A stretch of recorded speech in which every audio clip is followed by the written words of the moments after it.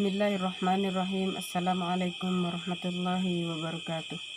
Nama saya Rosmawani binti Majana dan kini sedang menuntut di OUM Keninau.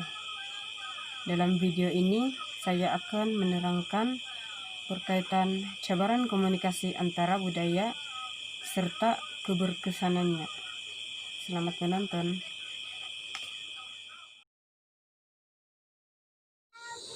Terdapat beberapa cabaran yang dihadapi dalam komunikasi antara budaya, yaitu cabaran dari segi perbezaan bahasa.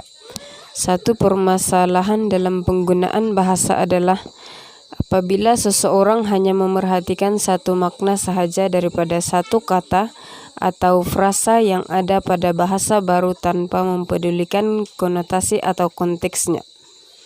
Selain itu, di Malaysia sendiri terdapat bermacam-macam bahasa yang digunakan.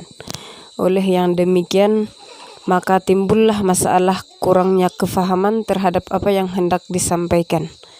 Masalah bertambah rumit apabila ke luar negara. Ini karena perbezaan bahasa yang digunakan. Sebagai contoh, saya berbangsa dusun. Jika saya ke luar negara seperti China, sudah tentu saya akan mempunyai masalah komunikasi dengan masyarakat di sana.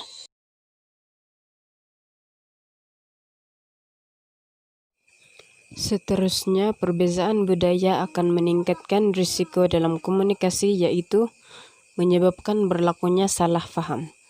Salah faham akan menyebabkan proses komunikasi tidak dapat dijalankan dengan lancar.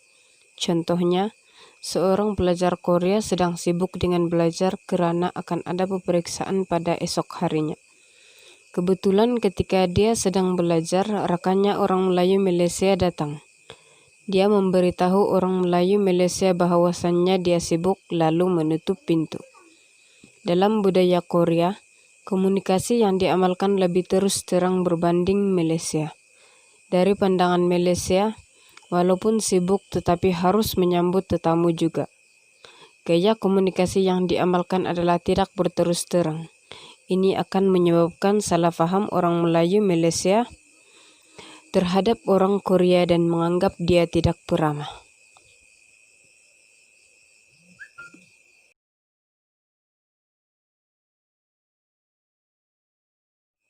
Selain itu, antara cabaran yang dihadapi ialah kesalahan interpretasi bukan lisan. Orang-orang daripada budaya yang berbeza pula. Mereka melihat, mendengar, dan merasakan hanya pada apa yang dianggap bermakna bagi mereka. Beberapa contoh pengalaman pelajar Indonesia dan Malaysia berkenaan dengan kesalahan interpretasi bukan lisan ini, umpamanya dalam hal tersenyum kepada orang lain. Pada pendapat mahasiswa Malaysia, orang Indonesia sering tidak memberikan respon apabila kita tersenyum kepada mereka, manakala di Malaysia itu adalah hal yang biasa dilakukan. Pada pendapat saya, komunikasi antara budaya dalam kalangan rakyat Malaysia adalah berkesan. Komunikasi merupakan proses yang berterusan serta melibatkan dua pihak yang saling bertukar maklumat untuk meneruskan kelangsungan hidup. Walau bagaimanapun, ketika proses tersebut berlangsung, terdapat beberapa kekangan yang mampu menjejaskan keberkesanan proses komunikasi. Komunikasi yang berkesan amat penting bagi mewujudkan hubungan antara dua budaya. Tanpa komunikasi, sesebuah budaya tidak akan berkembang, malahan akan menyebabkan sesebuah budaya tersebut terhapus. Walau bagaimanapun, skenario hari ini menunjukkan masyarakat di dunia sedang berusaha untuk mengembangkan budaya masing-masing. Sekiranya ingin berkembang, sesebuah budaya tersebut perlulah berinteraksi dengan budaya lain serta mempelajari keunikan dan kelainan yang menjadi amalan sesebuah budaya. Sebagai contoh, walaupun di negeri Sabah terdapat pelbagai kaum dan budaya, keharmonian masih dapat dicapai karena masing-masing memahami budaya mereka.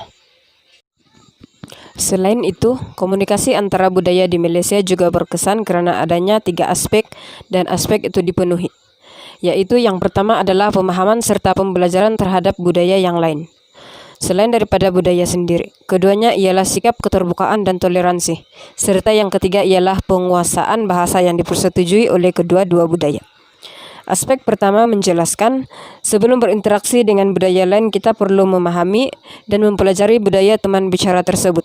Hal ini bagi menjamin keberkesanan komunikasi, supaya tidak terjejas akibat daripada berlakunya salah faham antara amalan yang diamalkan oleh kedua-dua pihak. Umpamanya masyarakat Melayu perlu memahami cara percakapan bangsa Cina yang lazimnya dipertuturkan dengan lebih nyaring, manakala masyarakat India pula berbicara dengan lebih pantas. Hal ini akan memudahkan komunikasi karena masing-masing memahami bentuk komunikasi budaya lain dan ia akan memudahkan lagi proses komunikasi. Sekian sahaja video dari saya. Terima kasih dan selamat menonton.